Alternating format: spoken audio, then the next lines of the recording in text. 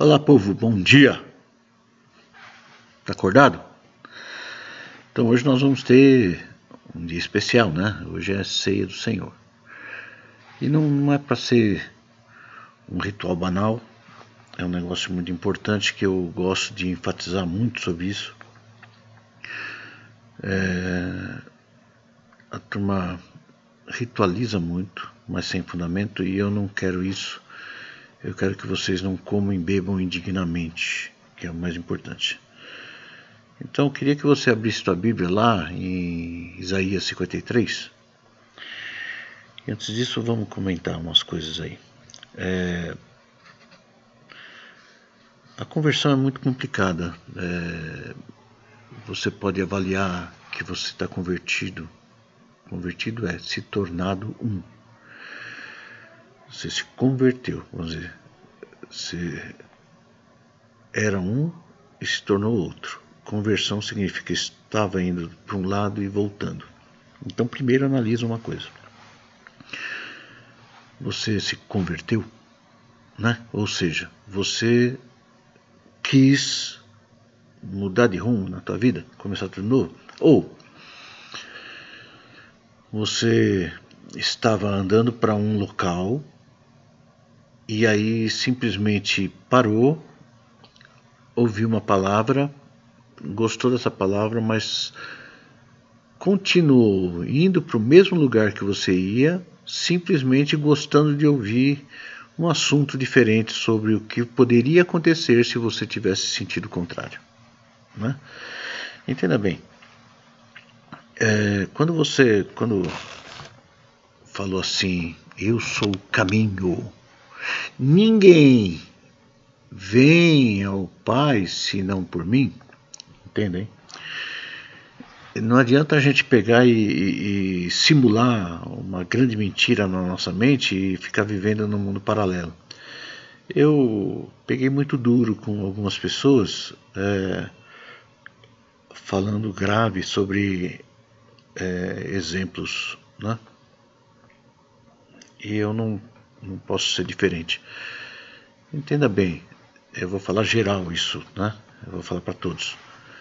Você é um bom exemplo para o seu filho, para sua filha? Você é um bom exemplo para sua esposa? Você é um bom exemplo para o seu marido? Você é um bom exemplo para o teu vizinho? Você é um bom exemplo para todos? Você é Cristo na visão deles? Você realmente é Cristo na visão dessas pessoas que nós estamos conversando? É complicado, né? Vamos tentar entender assim. Conversão, então, quer dizer que eu não posso estar no caminho que eu estava porque eu estou no novo. Então, quando a gente fala assim, estou me convertendo, né? Porque tem muita gente que fala assim, eu perguntei, vencendo, estou me convertendo, pastor. Então, eu estou virando, eu estou, como é que é? Começando um novo caminho de alguma forma, né? Então eu queria que você entendesse sobre essas coisas aí de conversão e analisasse a si mesmo. Então é o que Cristo falou. E a ceia serve para a gente ver se a gente mereceu o sacrifício de Cristo ou não, né?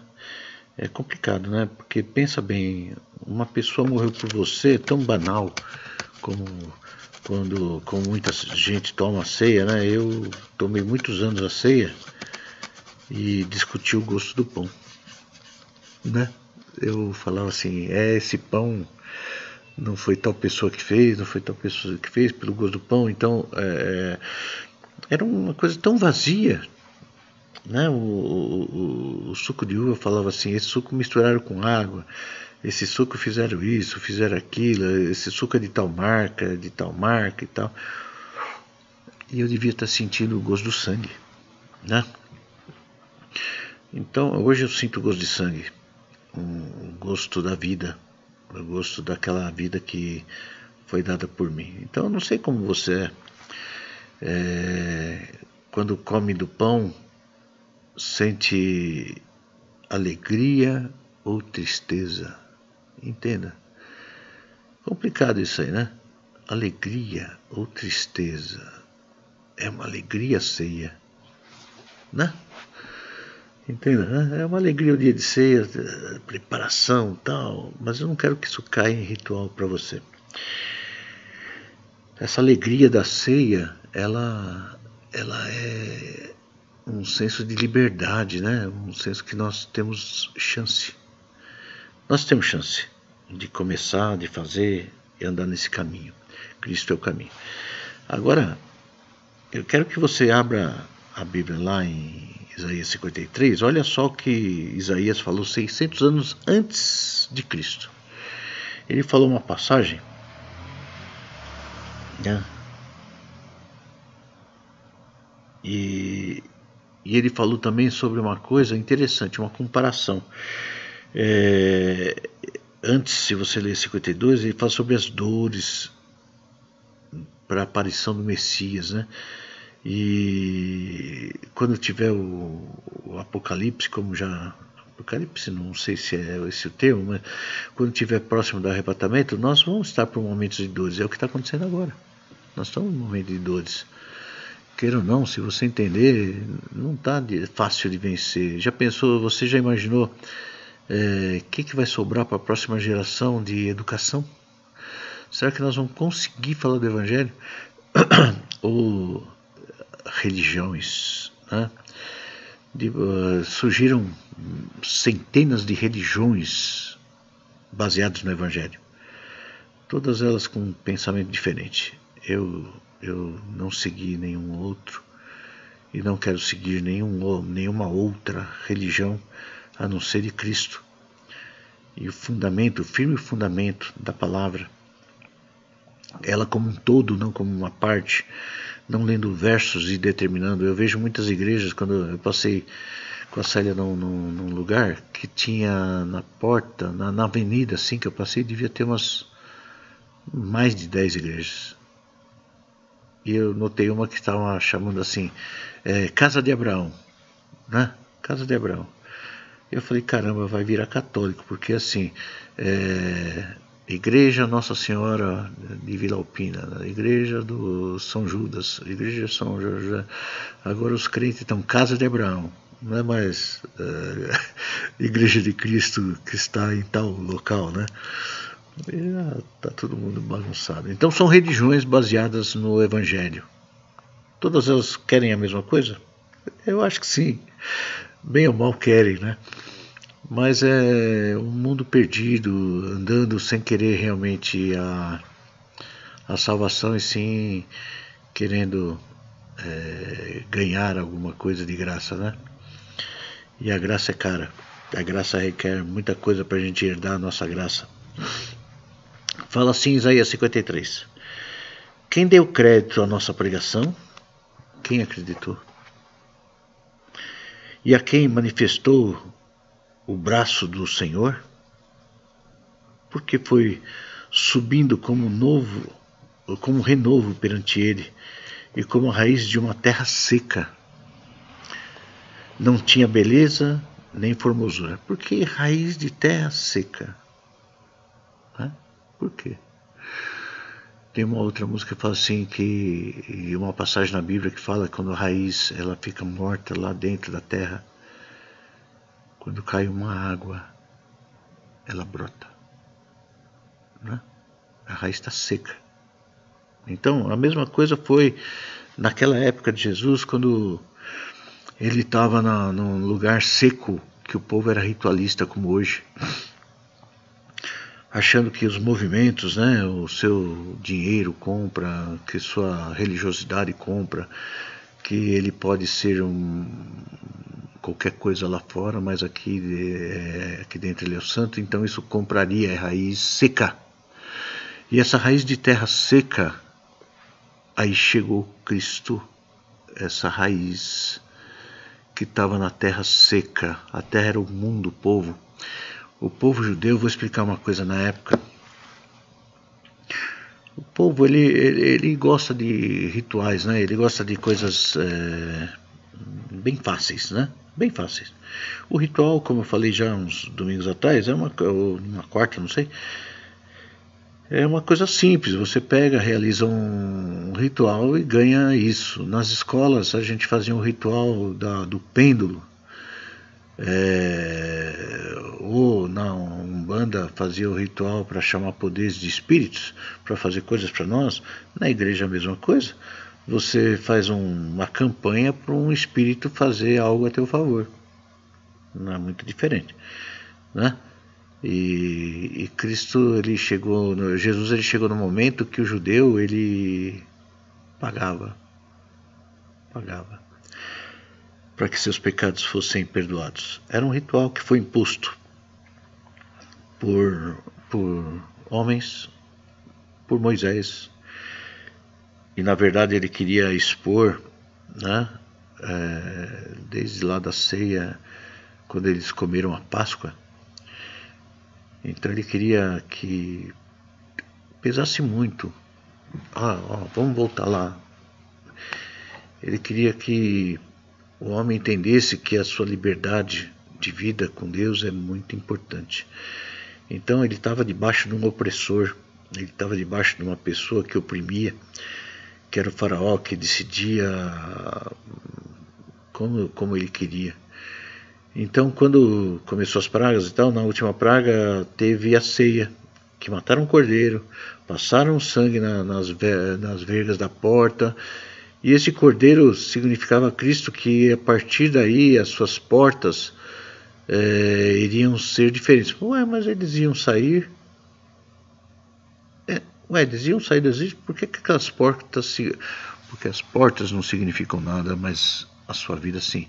Aquela família era marcada pelo sangue de Cristo, aquela casa espiritual. E aí quando saíram, a ceia foi comida, né?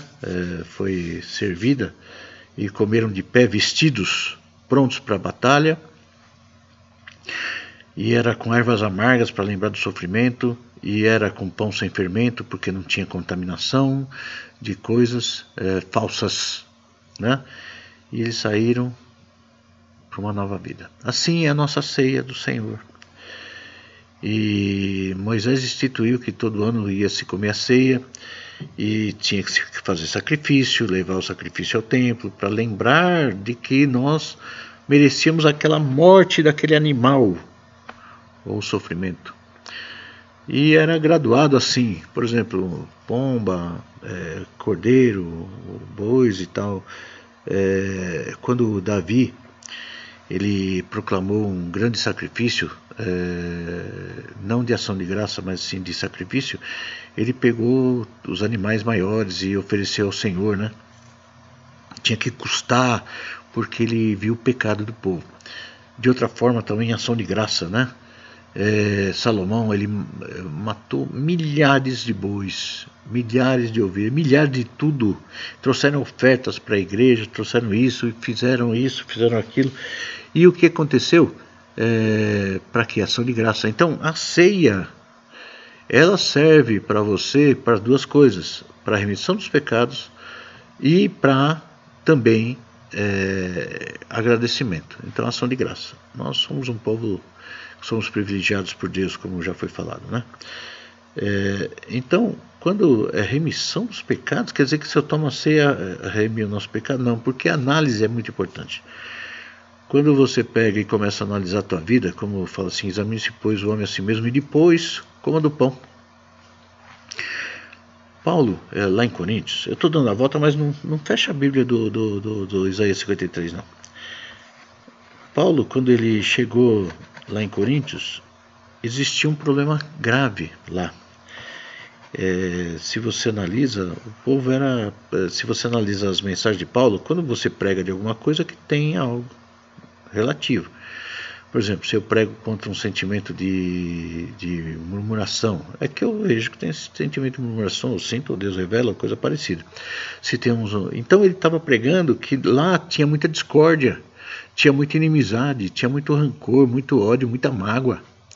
E ele veio consertando o povo. Então, e ele falou assim: não coma indignamente. O que é isso?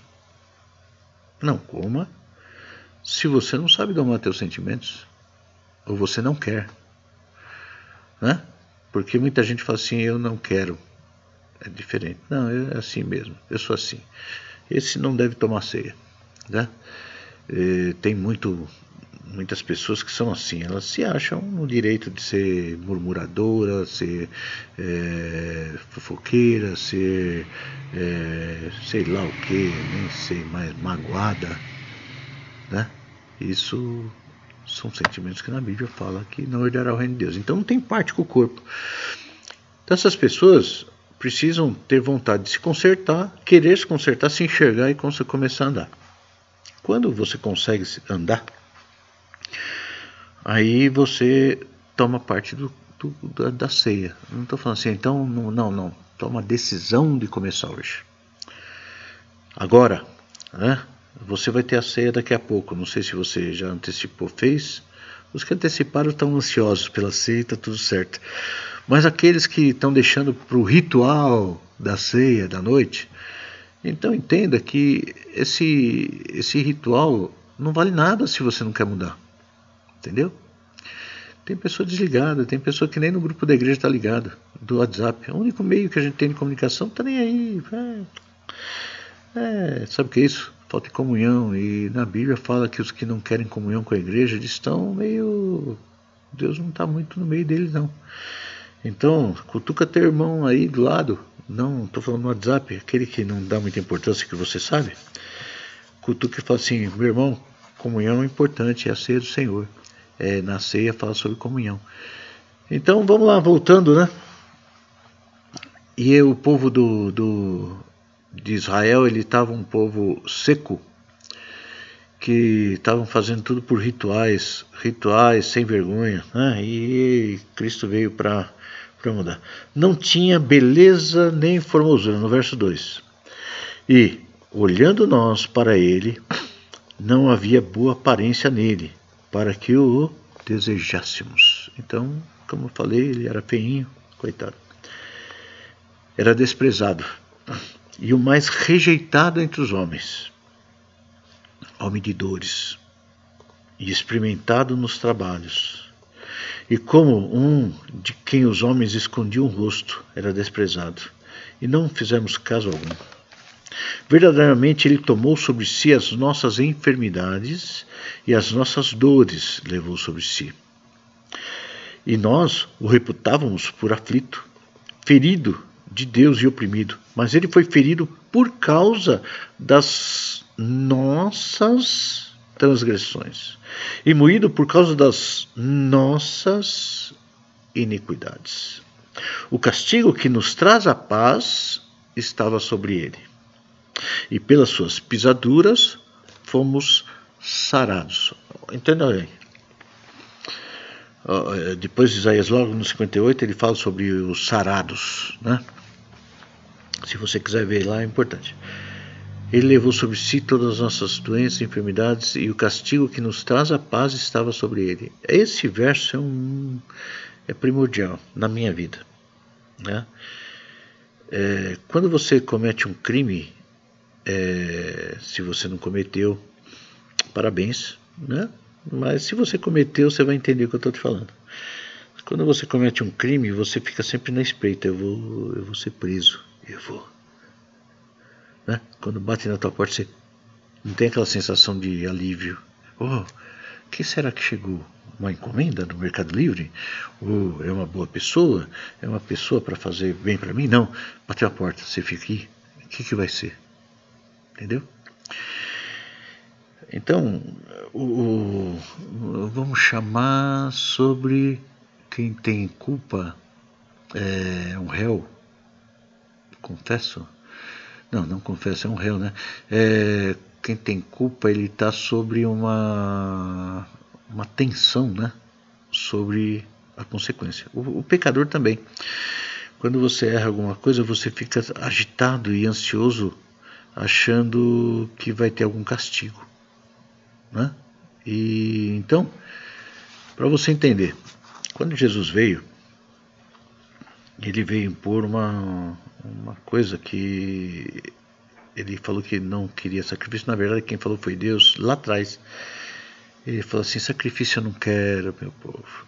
Eu quero misericórdia, eu quero que você entenda, eu quero que você comece de novo.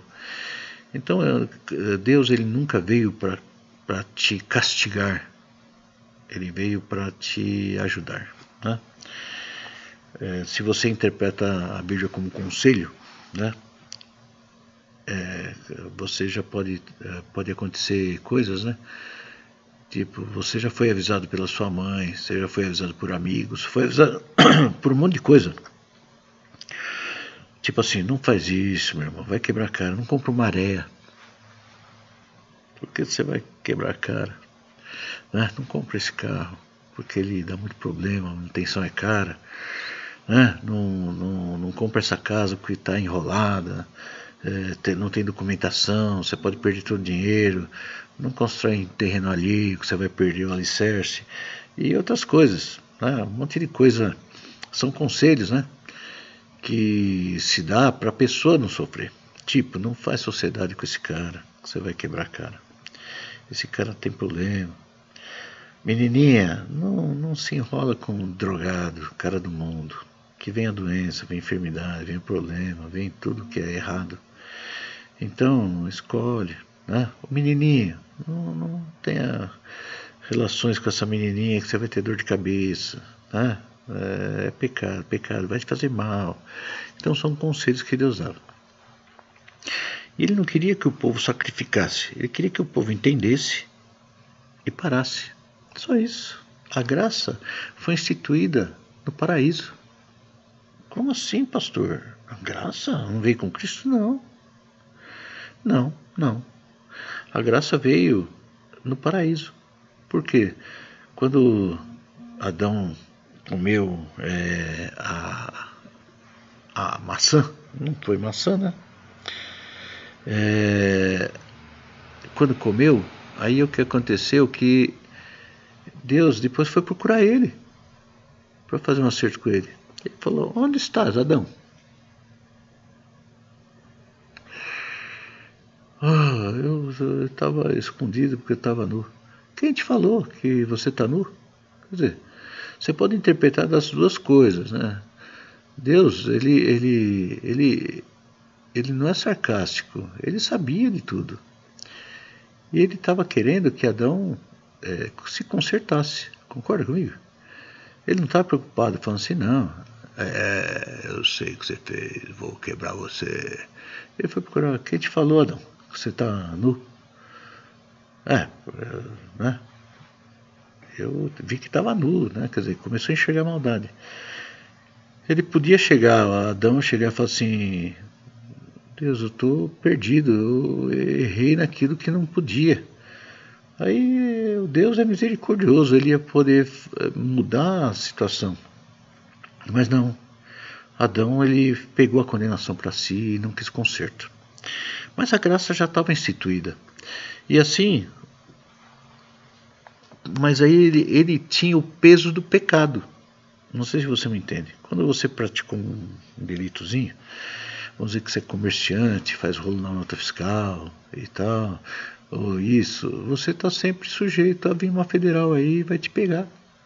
Então o que acontece? Quando vem federal, você já cresce os olhos assim, ó, ou estadual, senhor, né? Você que é empresário, né? Ou às vezes um vendedor autônomo, que tem lá a banquinha lá na feirinha da madrugada, por exemplo, né? Que ficou uma loucura esses dias, né? Se o fiscal passar, vai levar tudo. Então esse medo, esse constrangimento é a falta de paz que fala nessa palavra. Quando alguém paga por você, tipo assim, se Jesus chegasse e falasse assim: olha, se você me prometer verdadeiramente cumprir, que você não vai errar mais, eu pago para você tudo, os impostos e tal, e a gente passa um lenço aí, um pano aí por cima. E eles vão me conhecer. Já falei várias vezes disso, mas é bom enfatizar sobre a ceia, a importância. Não adianta você tomar ceia e amanhã estar no pecado. Isso chama-se vitupério, está em Hebreus E não é só Hebreus. Jesus descreve essas coisas aí. O que ele quer é que você seja perfeito, povo. Então, era desprezado, verso 3, e o mais rejeitado entre os homens, homem de dores, e experimentado nos trabalhos. Ele sabe de tudo. Experimentado nos trabalhos e como um de quem os homens escondiam o rosto. Era desprezado e não fizemos dele caso algum. Verdadeiramente ele tomou sobre si as nossas enfermidades e as nossas dores levou sobre si. E nós o reputávamos por aflito, ferido de Deus e oprimido. Mas ele foi ferido por causa das nossas transgressões e moído por causa das nossas iniquidades. O castigo que nos traz a paz estava sobre ele, e pelas suas pisaduras fomos sarados. Então, por que nós ficamos doentes? Eu noto assim, eu sou um camarada que eu não escondo nada de vocês. Eu sou transparente. E eu estou sob pressão de várias coisas. Por exemplo, muitos casamentos com problema, deram problema, mas foram consertados e muito bem consertados. Muitos namoros, muitos negócios, muitas tensões nervosas, muito síndrome do pânico, tudo. Muitas decisões a tomar, muitas pessoas com dificuldades e tal, de várias formas, e o pastor é o camarada que vai lá estar mediando e assumindo. Pensa bem, quando eu dou uma posição, eu estou agindo como Cristo. Eu falo, faz isso que vai dar certo. Então, você faz com o aval que eu dei. Então, o que acontece? Se der errado, eu sou culpado. Você está entendendo? E Cristo falou assim, eu estou pagando pelos teus pecados, vai e não pegues mais. Então, ele assumiu qualquer coisa errada tua, ele ia receber a culpa. Se você fizesse o que ele mandou. Ele é o caminho, ele nos ensinou. E quando a gente come do pão, né, e do cálice, a gente está exatamente entrando nessa dimensão nova aí. Tá? Todos nós andávamos... e eu estava falando, né? Desculpa. Que eu estava sob pressão. Então, esse desgaste, eu tive até que sair quinta-feira, assim, desligar o celular, porque eu estava muito cansado. A mente, sabe? Quando a mente está cansada, eu dei uns apagãozinhos aí. Aí eu falei, não, vou cuidar da minha mente. E realmente a minha mente estava cansada. Fui descansar. Descansei, estou novo em folha. Não quero que por isso você deixe de mandar o teu WhatsApp. De jeito nenhum. É para isso que eu sirvo. E é um corpo. E está dando certo, porque a igreja está forte, fortalecida, crescendo. Está gostoso, vendo pessoas que eram mais ou menos, estão crescendo. Pessoas que estavam em pecado se arrependeram e fizeram certo. Tem alguns aí que, quando é contaminado com doutrinas antigas e velhas e problemáticas, ele fica meio em cima do muro, porque ele quer pecar e aí tem justificativa no pecado. Isso chama-se Satanás e seus demônios. Mas tudo bem, vamos lá. Verso 6. E todos nós andávamos desgarrados como ovelhas, cada um desviada pelo seu caminho, mas o Senhor fez cair sobre ele a iniquidade de nós todos. Aí me pergunta, do todo mundo? Não, nós todos. Nós. Quem somos nós? O povo de Deus. Nós todos, não é todo mundo. É nós todos. Essa passagem, quem lia o livro de Isaías, não era o mundo todo, povo. Era o povo hebreu. Põe na tua cabeça. Quando ele fala assim, todos, não são todo o mundo. Porque Deus não quer saber de pecador, quer saber de quem está com o lado dele. Ele quer o pecador que quer se redimir e começar uma nova vida. Esse tem tudo com Cristo. Agora, ele fala assim, nós todos somos nós, povo que escolhemos seguir a Cristo. Né? Ele nos escolheu primeiro, só que vai daquele que quer seguir ele ou não. Tá? Ele foi oprimido e afligido, mas não abriu sua boca. É o que eu falo para muita gente, né? Tem pepino lá na casa. Eu falei, não abre a boca, porque isso aí foi Cristo que ensinou. Como um cordeiro foi levado ao matadouro e como ovelha muda perante os seus tosqueadores, assim ele não abriu a boca. Então quando estiverem te acusando, fazendo, quieto. Estão te oprimindo? Quieto. O chefe está bravo com você? Problema dele. Quieto. Ah, vai pedir a conta? Não vai pedir nada. Você fica quietinho. Deixa o ímpio com os seus ímpios. Aí Deus vai agir. Da opressão e do juízo foi tirado. E quem contará o tempo da sua vida? Porquanto foi cortado da terra dos viventes, morreu. Pela transgressão do meu povo, ele foi atingido. Pela transgressão do meu povo. O que eu falei? Ele está falando pela transgressão do mundo todo? Não. Pela transgressão do meu povo. Tá? E puseram a sua sepultura com os ímpios. Ele estava falando deste povo? Não, do meu povo. E com o rico na sua morte, ainda que nunca cometeu injustiça, nem houve engano na sua boca. Todavia, ao Senhor agradou moê-lo,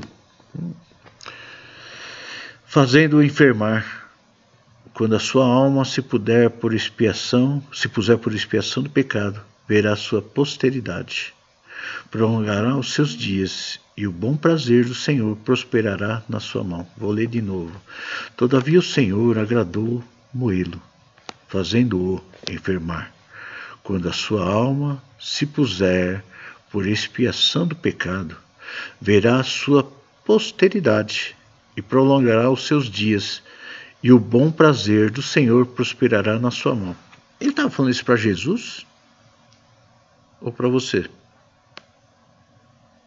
Atenta. Olha só. Até então, todavia o Senhor agradou moê-lo, fazendo enfermar fazendo enfermar. 2 pontos. Quando a sua alma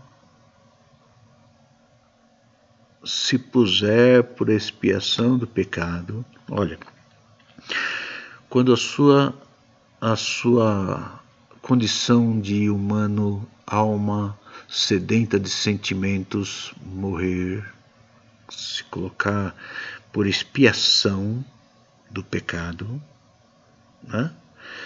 Verá a sua posteridade. Quer dizer, esse sacrifício, os seus filhos, netos, bisnetos vão ver que você é um homem de Deus ou uma mulher de Deus.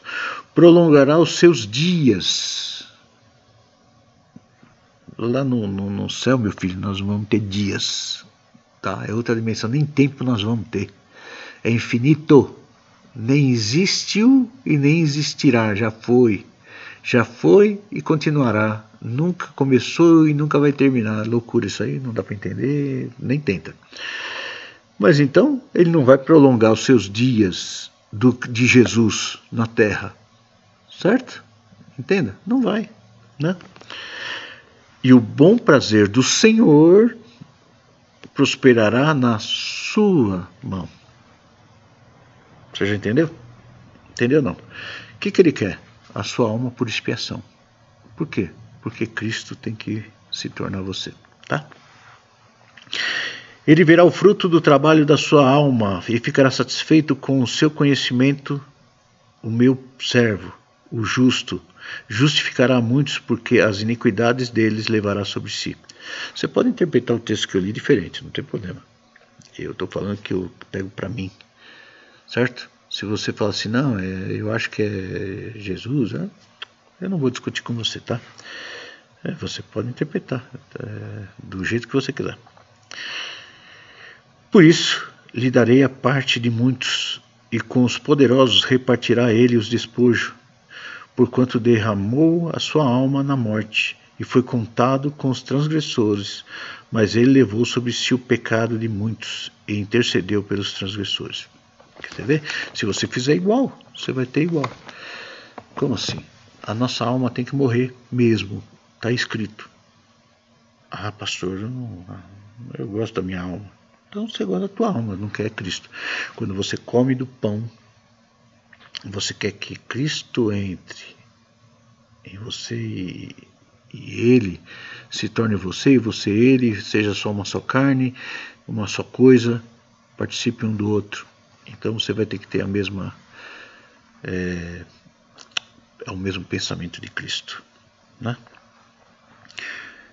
Isso é muito importante você entender. Quando vier o cálice ele significa a vida, o Espírito. O cálice também significa para mim a alma, sabe? A alma de Cristo, de Jesus, ele era diferente. Ele era uma alma limpa, santa. O que se santifica é a alma, filho. Tá entendendo? O corpo você não pode santificar, você tem que comer, concorda? Quando você tem cara que fala assim, não, estou santificando meu corpo, então não vou ter contato sexual com a minha esposa. Não, aí é a alma, filho. A alma. Por quê? É o sentimento carnal lá que você quer e você vai resistir, entendeu? E também isso não está na Bíblia, não. Só para jejum, tá? Mas eu vou sacrificar minha alma, como? Eu não vou comer demais, porque eu sou o templo do Espírito Santo e meu corpo, meu organismo não pode ser envenenado. Então eu vou sacrificar. Então a alimentação moderada que eu falo certo, não o zero, mas uma alimentação para o teu corpo ficar bom. É uma questão de santificação? Sim. E como? Porque você está matando os teus sentimentos, né, da tua ansiedade e está sabendo se controlar, vencendo os teus gostos. É o jejum do Isaías 48. De Isaías 58, desculpa.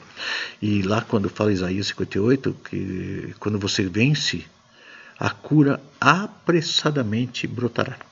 Tem muitas pessoas, muitas mulheres que têm um pouco de obesidade e tem problema de fertilização, né? E por quê? Porque os hormônios ficam tudo bagunçado. Você pode ver, toda mulher um pouco obesa, ela tem problema de engravidar, né? E vários problemas hormonais e tal, porque está sendo os homens, então nem se fala, né? Tem outros problemas mais sérios até, né? Envolve muito mais coisas. Então, quando você se controla, é um processo de santificação? Sim. Eu sei que eu vou levar um monte de pedrada por isso que eu estou falando, mas tudo bem, né? É o que Cristo me ensina. Mas você concorda comigo, né? No fundo você concorda, você pode não aceitar, mas concorda, né? A Tamires falou uma coisa muito importante hoje. A gente estava conversando, não pessoalmente para respeitar a quarentena, mas por WhatsApp. E ela falou que é muito louco a questão de guerra espiritual. É guerra muito, muito louca. E a certificação da carne, ela é muito doida, né? E é uma guerra espiritual. Quando você percebe, que nem eu falei assim, quando ela falou assim, quando ela queria estudar e tal, aí tocava o telefone, vinha gente, falava e tal, e a família, e conversava, e fazia, e batia, e gente pedindo de ajuda, serviço aumentava, fazia tudo, mas ela precisava estudar. Parece que o diabo sabe, né? Sabe. A mesma coisa quando eu estou fazendo a palavra e tal, vem um monte de coisa, um monte de gente precisa, liga e pá, eu não posso me concentrar na palavra, mas a palavra vem de Deus, né? Eu sei que vai sair e eu não esquento muita cabeça. Mas de qualquer forma é o dia de mais agonia. A internet não funciona e as coisas... Senhor Jesus, amado. Então, quando a gente entende que isso é batalha espiritual, porque o diabo não quer que você faça e quer te perturbar. E assim é na tua vida. Então hoje, dia de ceia, é o dia que mais tem problemas. Pessoas começam a ter problema com marido, mulher, filho, pai, mãe, cachorro, o empregado, o telhado, o passarinho do vizinho, um monte de coisa. Porque ele quer tirar a paz de cada um. E nós temos que entender que nós temos que firmar. Aí vem aquele fato, né, que acho que foi Elias ou Eliseu, acho, que tinha um servo, né, e aí ele falou assim, Senhor, estão rodeando aí, vão destruir nós, tá? Aí Eliseu falou assim, Senhor, tadinho, abre o olho dele, né? E eu vou dar uma palavra para você, Tamires, também, né? Maior é o que está em nós do que o que está no mundo.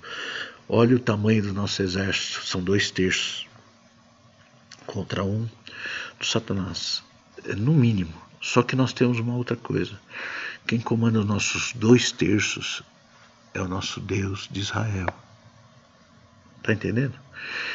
Então aquele 1/3 comandado por Satanás e seus demônios não tem como ganhar.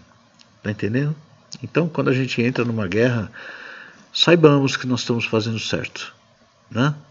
Essa guerra vem para exatamente nos dar vitória. Tá bom, povo? Eu queria que você comesse da ceia. Como assim? Participasse da ceia do Senhor. O pão, ele significa o corpo. Você já cansou de ouvir, estou cansado de falar. Mas assim como Paulo falou, não seja culpado. Em Coríntios 11 fala assim, quem come indignamente é réu da morte de Cristo. Então se você banaliza a morte de Cristo, fala assim, ele morreu mesmo, e posso pecar à vontade e tal, você é réu confesso da morte de Cristo, tá? Você que matou ele. Por mim, ele morreu por mim.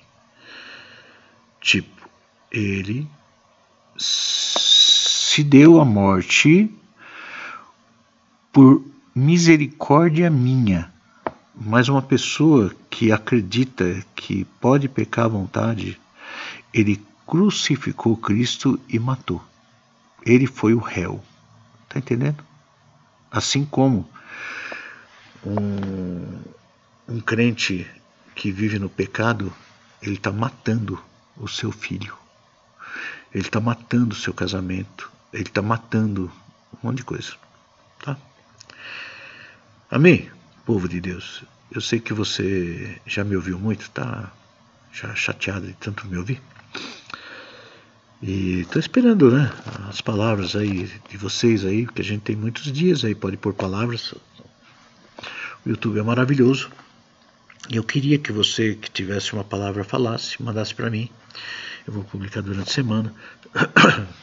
E é muito importante o povo saber o que você pensa.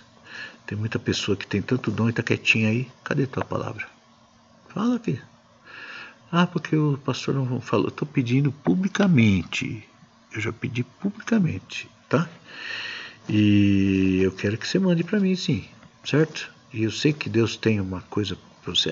Pastor, eu não sei falar. Não tem problema, meu filho. Nós estamos entre amigos. É a bobeira que você ia falar entre amigos. Só que essa bobeira pode custar uma conversão, como houve em muitos casos. Né? Cada palavra tem um resultado bom. Então se prepare, tá bom? Se prepare para a ceia. Explique para os seus filhos o que é a ceia. Explique para sua esposa. Explique para o seu marido, quem é menos ligado. E vamos fazer isso, tá bom? Eu vou orar.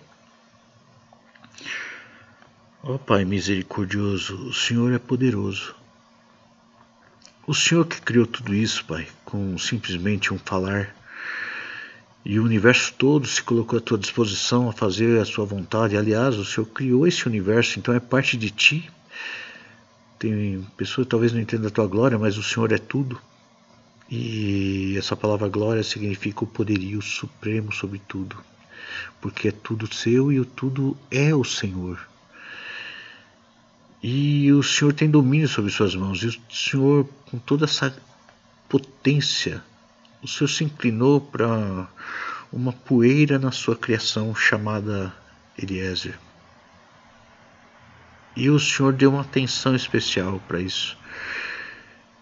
E assim como todos que estão ouvindo aqui, Pai, o Senhor que não precisaria de nada, porque o Senhor criaria. Mas o Senhor quis algo que tenha parte sua, que cresça e seja independente. E o Senhor nos deu o seu Filho para nos mostrar como exemplo que nada é importante a não ser o Senhor. E nós morremos e entramos nesse caminho. E nada mais do velho acontece.